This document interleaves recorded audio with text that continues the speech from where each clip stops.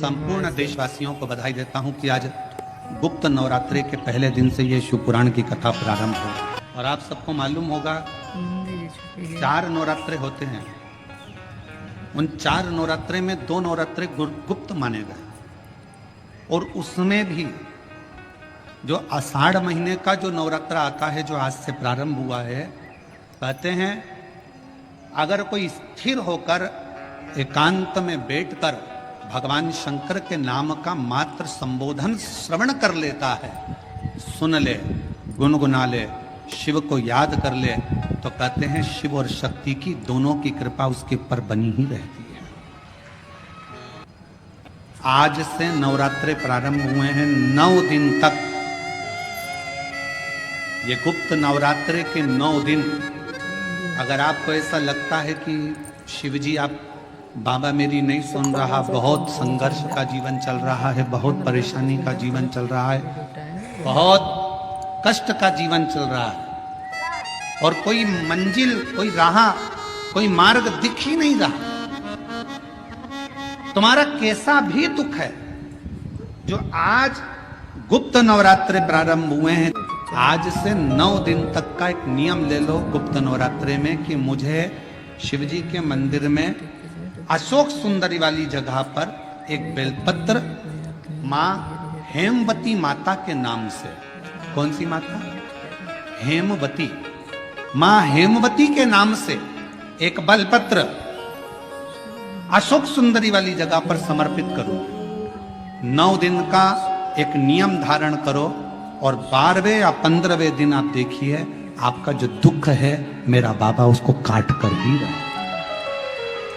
गुप्त नवरात्रे जो आज से प्रारंभ हुए हैं, गुप्त नवरात्रे जो आषाढ़ महीने का ये गुप्त नवरात्रा है, इस नवरात्रे में हेमवती माता का स्मरण करना, एक बेलपत्र का पूजन करना, या एक बेलपत्र के वृक्ष के नीचे आप 9 दिन तक भी, अगर मंदिर तक भी नहीं जा सकते, मंदिर में आप बेलपत्र रखने नहीं जा सकते, तो आपके घर के आंगन में, द्वारे पर, बगीचे में, आपके घर के पास अगर कोई बेलपत्र का पौधा है, वृक्ष है, उस बेलपत्र के वृक्ष के सामने एक बेलपत्र का पत्ता रखकर भी अगर आप उस पर जल चढ़ा रहे हैं या पूजन कर रहे हैं हेमवती माता के नाम से, तो उसका फल आपको मिलेगा। और मान लो बेलपत्र का वृक्ष भी नहीं है, हम मंदिर भी नहीं जा सकते, हम कहीं नहीं जा सकते, घर से बाहर कैसे निकलें? पानी तेज है, जलवृष्टि हो रही है, बहुत सा पानी है, तो क्या करें?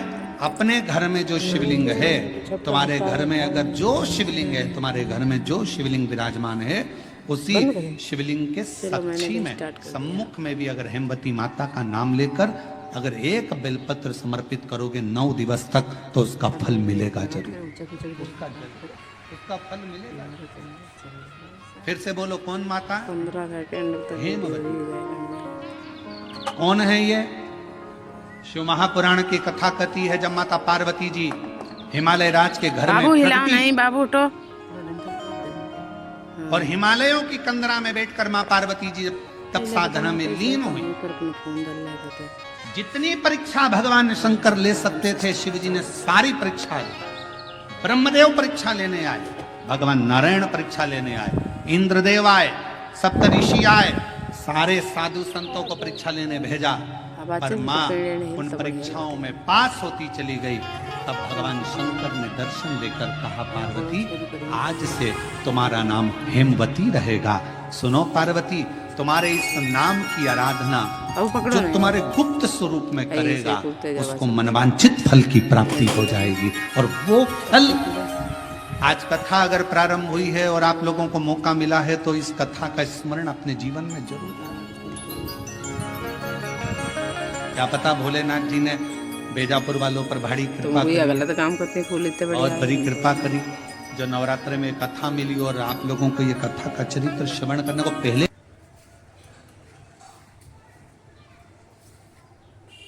नवरात्र में जितनी शंकर की आराधना कर सकते हो उतनी करो। शंकर की आराधना करने से नवरात्र में शक्ति का बल बढ़ता।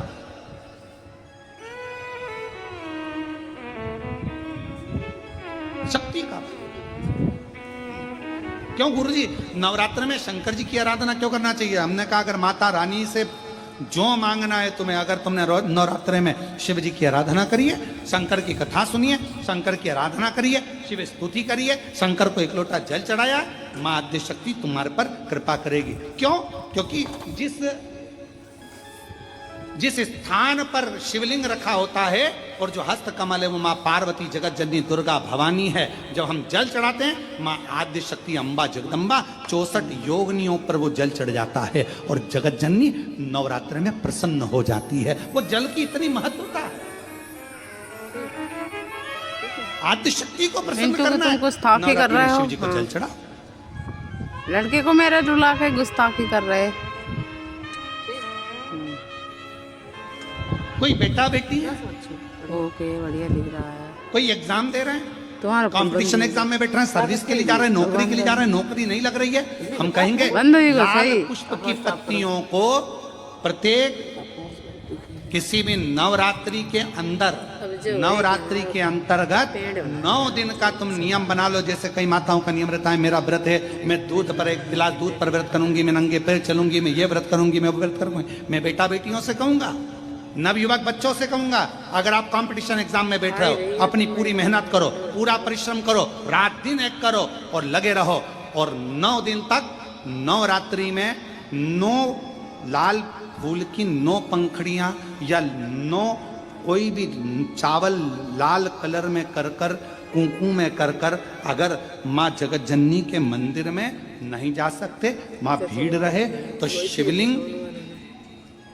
शिवलिंग की जो जलाधारी है, जहां पानी गोल घूमता है, इस जलाधारी पर कहीं पर भी नवरात्रे में 9 दिन तक या तो लाल फूल की पंखड़ी 9 या 9 चावल के दाने लाल कलर कर कुंकू में, लाल चंदन में उस स्थान पर चढ़ाना प्रारंभ करो। 9 दिन के बाद तुम्हें 15 दिन और निकलेंगे, उसके बाद तुम्हें खुद लगेगा कि तुम्हारी जॉब, तुम्हारी नौकरी तुम्हारा बाबा ने लगाया है। शक्ति का बल, परिश्रम जरूर करना, मेहनत जरूर करना, रात दिन पढ़ाई एक साथ करना और अपने परिश्रम को नहीं छोड़ना। मेहनत जरूर करो पर साथ में ये प्रयोग भी करो नवरात्रि का। देखो शिव और शक्ति का बल तुम्हें प्रसन्नता देता है कि नहीं देता? शिव शक्ति का बल हमें प्रसन्नता देता है कि नहीं देता?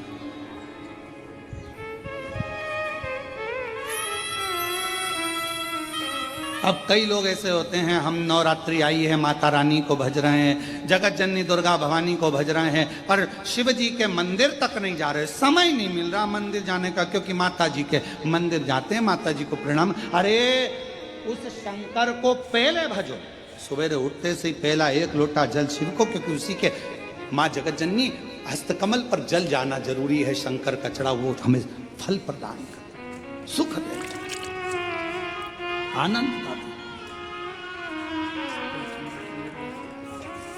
और महादेव नमन चरणों में स्वीकार कीजिए, सबका किया है मेरा भी उद्धार कीजिए, उद्धार कीजिए, हे त्रिपुंडधारी, हे त्रिशूलधारी, हे त्रिपुंडधारी, आप भजो।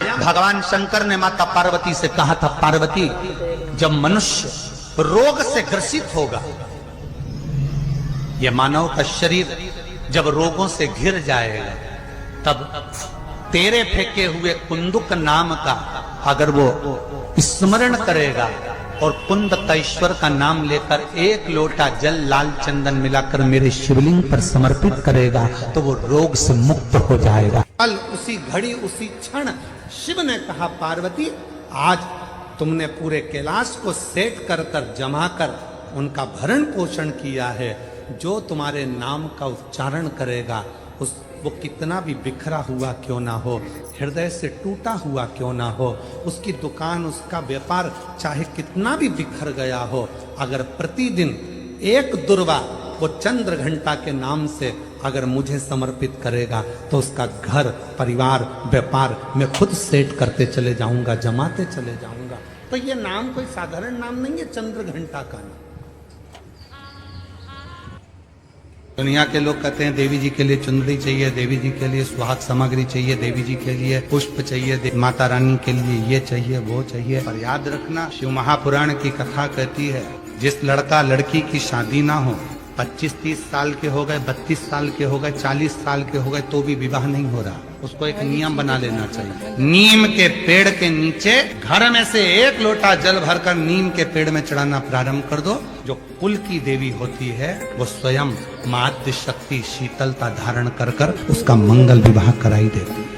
शिव महापुराण की कथा कहती है जिसके शरीर में काया का रोग हो जाता है, सोराइसिस जैसी बीमारी हो जाती है, खाल निकलने लगती है, चेहरे पर कालापन आ जाता है, आंखों के नीचे कालापन आ जाता है, या शरीर में काले काले धब्बे पूरे शरीर में कहीं पर भी पड़ जाएं, डॉक्टर का इलाज करवाओ, डॉक्टर को शिव मानो, जो दवाइयाँ दे वो खाओ, जांचे करने की बोले जांचे कराओ, पर साथ में एक काम और करो, शंकर भगवान को 5 बेलपत्र 5 दुर्वा समर्पित कर एक ही लोटे से 5 बार थोड़ा थोड़ा जल सुंदरेश्वर महादेव के नाम से चढ़ा। जो जल चढ़ाया है उस जल को कटोरी में झेल कर लेकर आओ। 5 दुर्वा में से 1 दुर्वा 1 बेलपत्र उठा कर लिया आओ। बेलपत्री को सुबह के समय खा लो, दुर्वा को प्रदोष काल में खा लो, और वो पानी को पूरे शरीर पर 5 बार लगाना चालू कर दो। शरीर में कितना भी अगर कालापन आ रहा होगा, छट्टे पड़े होंगे, सोराइसिस जैसी बीमारी भी होगी, तो लगभग 1.5 महीने के अंदर पूरा काया ठीक होना प्रारंभ हो जाएगी। सुंदरेश्वर महादेव का इतना महत्व। या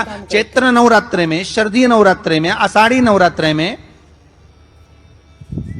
आदिक पौष नवरात्रे में हम शंकर की, हम जगत जननी जगदम्बा की जब स्थापना करते हैं, या हम नूतन घर का प्रवेश करते हैं, या गणेश जी की स्थापना करते हैं, या कोई दुकान को प्रवेश करते हैं, या कोई शुभ कार्य करने के लिए अग्रण्य होते हैं, तो हम कलश की स्थापना क्यों करते हैं? आज शिव महापुराण में शुरुआत में अपन शिव और पार्वती की यही संवाद को लेकर चलते।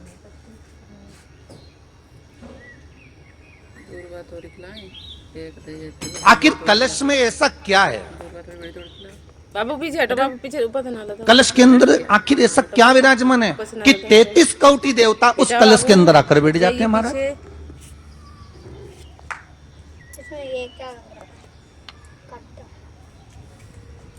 आप कोई यज्ञ करने जा रहे हो, आप कोई पोथी पुराण करने जा रहे हो, आप कोई अच्छा कार्य करने जा रहे हो, तो ब्राह्मण देवता कह देते कलश की स्थापना होगी, कलश की शोभा यात्रा निकलेगी, कलश यात्रा निकलेगी, कलश विराजमान होगा।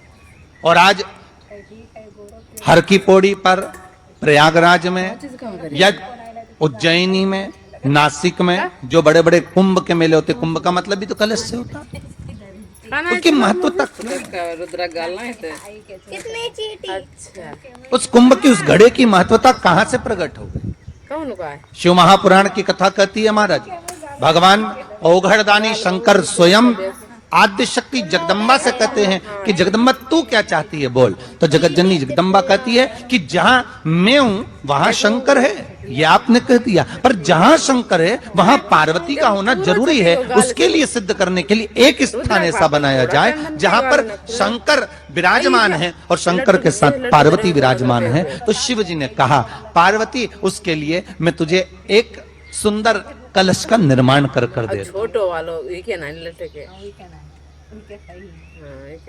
दुनिया का रचनाकार, तुम तुरंत दिखती, दुनिया की रचना करने वाले महाराज, संपूर्ण ब्रह्मांड की रचना करने वाले, जिनको भगवान शिव ने स्वयं ब्रह्मदेव से कहा है कि ब्रह्मा जी तुम सृष्टि खंड को आगे बढ़ाइए, सृष्टि की रचना करिए। और आज ही के दिन, यही चैत्रीय प्रतिपदा के दिन, यही इसको कहते हैं नया संवत्सर, नया वर्ष। हिंदू धर्म में क्यों कहा जाता है? आज ही के दिन ब्रह्मा जी ने, यही सबसे ज्यादा गौरव तुम्हारा, महाराज सृष्टि की रचना करना प्रारंभ करा था। आज ही के दिन भगवान शिव और ब्रह्मा का संवाद हुआ था। सीधे भगवान शंकर ब्रह्मदेव के पास जाकर बोले थे, हे ब्रह्मदेव आप सृष्टि की रचना करिए। तो ब्रह्मा जी ने पूछा था, सारे नक्षत्र आपने बनाए, सारे दिन आपने बनाए, सारी घड़ियां आपने बनाई, सारा पल आपने बनाया, मनुष्य की श्वास गिनती, काउंटिंग, अर्थात मनुष्य के शरीर की रोमावली, ये सब आपने निश्चित करी है। वो सबसे ज्यादा गौरव है। हिंदू धर्म के भीतर छोटो तो देखो 4 तरह की बंदरवाल होती है। देखो तो मतलब पहली आम के पत्ते की बंदरवाल, जब हमारे यहाँ सत्यनारायण भगवान की कथा करते हैं, ब्याह होता है, शादी होती है, शुभ कार्य होता है, तो दरवाजे पर आम की बंदरवल लगती है। ये शुभ कार्य की सूचक है। दूसरे नंबर पर है पीपल के पत्ते की बंदरवल। ये अमावस्या के एक दिन पहले लगती है और अमावस्या के दूसरे दिन उतरती है और इसको फिर ठंडा कर दिया जाता है। ये जिसके घर में पितृदोष होता है, 1 रुपए कमाओ 100 रुपए खर्च वाला काम हो या मानसिक टेंशन कुछ चल रहा हो, तो पीपल के पत्ते की बंदरवल लगाई। तीसरे नंबर पर होती है नीम की बंदरवल। ये गुणी पूर्णिमा का जो दिन रहता है, चैत्री नवरात्रि जिस दिन प्रारंभ होते हैं, नया संवत्सर जिस दिन प्रारंभ होता है, उस दिन नीम के पत्ते की बंदरवल लगती है, जो नवरात्रि के 9 दिन तक दरवाजे के बाहर लगी होती है, जिससे घर में कोई नई बीमारी प्रवेश नहीं करती, वो बीमारी बाहर निकल जाती है। इसको नीम के पत्ते की बंदरवल। चौथे नंबर की होती है आम के पल्लव, आम के पत्ते, पीपल के पत्ते और नीम के पत्ते, इन तीनों की बंदरवल। ये बंदरवल दशहरे के दिन लगती है। 10वीं तिथि को लगकर एकादशी द्वादशी तक लगी रहती है और त्रयोदशी के दिन इसको निकालकर विसर्जन कर दिया जाता है।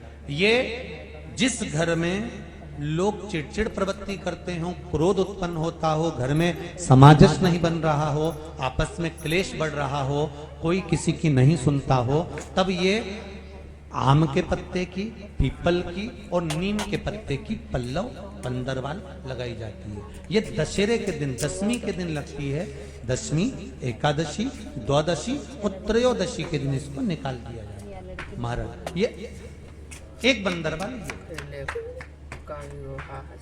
4 तरह की बंदरवाल हमारे हिंदू धर्म में वर्णन करी गई है महाराज, जो दरवाजे पर लगाई जाती है, शुभ कार्य के लिए इसको लगाया जाता है। एक बेलपत्र में इतना बल होता है कि 64 योगिनियां, 33 कोटि देवताओं की धर्म पत्नियां, देवियां, 64 योगिनियां, देवियां, सारी सिद्धियां, निधियां, सब बेलपत्र के इस पत्ते के दोनों पत्ते और पत्ते के बीच में जो डंडी होती है, जो बची हुई जगह होती है, सारी निधि, सारी सिद्धि और सारी देवियों का स्थान होता है। जब हम एक बेलपत्र को दिल से अपनी कामना कर कर देवाधिदेव महादेव को, ये शिवलिंग जलाधारी, ये जल बहता तो बेलपत्र समर्पित करते हैं। दक्षिण में बैठकर जब डंडी का मुख उत्तर की ओर कर बेलपत्र अपने मन से कामना कर कर शिवलिंग पर समर्पित करते हैं, तो ऐसी कोई कामना नहीं जो मेरा महादेव पूरी ना करता। अष्टमी के दिन कन्याओं का भोजन कराओ या नवमी के दिन कन्याओं का भोजन कराओ, पर देवी भागवत तो कहती है, देवी भागवत तो वर्णन करती है कि पहले नवरात्रे से लेकर, पहले नवरात्रे से लेकर 9वीं तिथि तक जितने दिन देवी के होते हैं, प्रत्येक दिन में आप किसी भी दिन कन्याओं का भोजन करा सकते हो, पहली रात्रि से लेकर, पहला दिन से लेकर।